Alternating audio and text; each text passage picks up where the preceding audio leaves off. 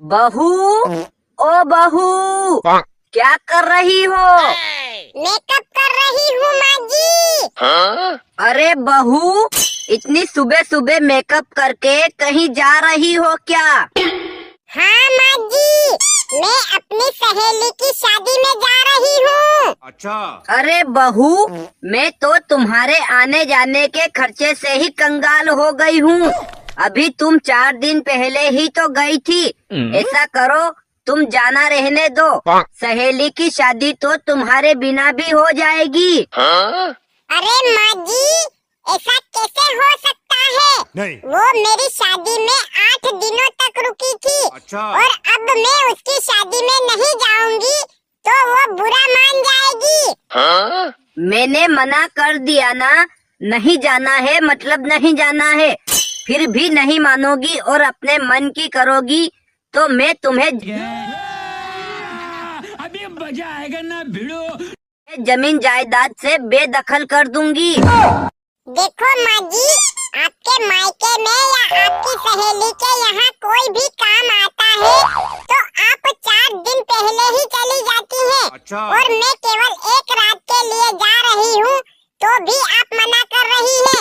माँ जी, आप ये हमारे साथ बहुत गलत कर रही है। Oh, no. देख लड़की, तू 4 किताबें पढ़कर आई तो ये मत समझ कि तू मेरी सास हो गई है और फिर तू मुझे सिखाएगी कि सही क्या है और गलत क्या है। आने दे मेरे बेटे को, आज तेरी सारी हड्डियाँ तुड़वा दूंगी। रुको जरा, सबर करो, बोला धक्का बुक्की नहीं कर। क्या हुआ माँ, तुम दोनों आपस में क्यों झगड़ा कर रही हो? देखो तो बाहर पूरा मोहल्ला इकट्ठा हो गया है। नहीं। अरे बेटा, मोहल्ला तो क्या पूरा देश भी इकट्ठा हो जाए तो भी मैं इस लड़की से डरने वाली नहीं हूँ। देख तो, ये रोज रोज मुझसे जबान लड़ाती है। और तू इसे कुछ भी नहीं कहता। कहीं तू इससे डरता तो नहीं है? अरे संगीता, तूने माँ से ऐसा क्या बोल दिया जिससे वो गुस्सा कर रही है और उसने चिल्ला चिल्ला कर पूरा मोहल्ला जमा कर दिया है? देखो जी, मैं अपनी सहेली की शादी में जा रही थी तो माँ जी ने बोला कि बहू तेरे रोज रोज के खर्चे से हम कंगाल हो जाएंगे। तो मैंने बोला कि माँ जी, आप अपने मायके में या अपनी सहेलियों के यहाँ कुछ काम होता है तो 4 दिन पहले चली जाती है और मैं केवल 1 रात के लिए जा रही हूँ, जिसमें भी आप बोल रही हैं कि हम कंगाल हो जाएंगी। माँ जी, आप हमारे साथ ये गलत कर रही हैं। बस इसी बात पर उन्होंने बहस खड़ी कर दी और चिल्ला रही है। नमस्कार मेरी सभी माताओं बहनों को। बहू भी किसी की लाडली बिटिया होती है। अगर उसके मायके में कुछ काम आता है तो उसे भेज देना चाहिए, नहीं भेजने पर रिश्तों में दरारें पड़ जाती हैं। और मैं सभी बहनों से भी यही अपील करूंगा कि सास भी हमसे उम्र में बहुत बड़ी होती है और उन्हें ऊंच नीच का सब कुछ ज्ञान होता है।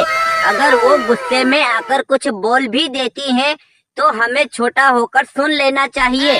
ऐसा करने से रिश्तों में दरारें नहीं पड़ेगी और परिवार हंसी खुशी चलता रहेगा। अच्छा। अगर आपको यह वीडियो अच्छा लगा हो तो इसे लाइक और चैनल को भी सब्सक्राइब कर देना।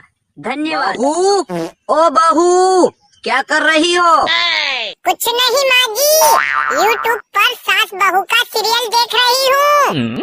अरे बहू, मेरे पेट में बहुत जोर से आग लग रही है और तू अभी तक मोबाइल देख रही है तो खाना कब बनाएगी? मजा आया और मैं ये जो मजा है हिंदुस्तान के हर व्यक्ति को देना चाहता हूँ। अरे माँ जी, इतनी ही आग लग रही है तो खाना आप खुद क्यों नहीं बना लेती? हाय राम, ये कैसी बहू मिली है?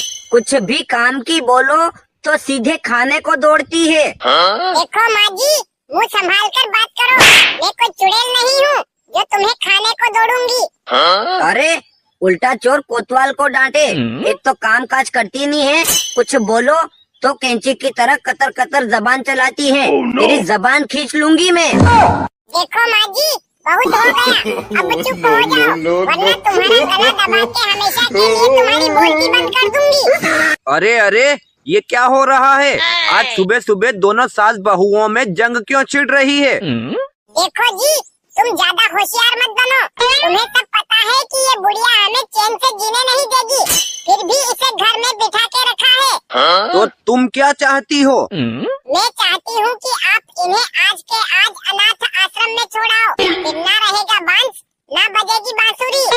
अरे भाग्यवान, हमारे शरीर के किसी भाग में चोट लग जाए तो उसका मलहम पट्टी करके उसे ठीक करते हैं, ऐसा नहीं कि उसे काट कर फेंक देते हैं।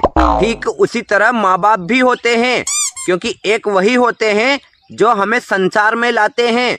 मेरा सभी भाइयों बहनों से निवेदन है कि हमारे घर के बड़े बुजुर्ग अगर कुछ बोले तो उन्हें सुन लेना चाहिए, क्योंकि वो थे तो हम आए, और हम हैं तभी बहुएं आई हैं। वीडियो अच्छा लगा हो तो इसे लाइक और चैनल को भी सब्सक्राइब कर देना।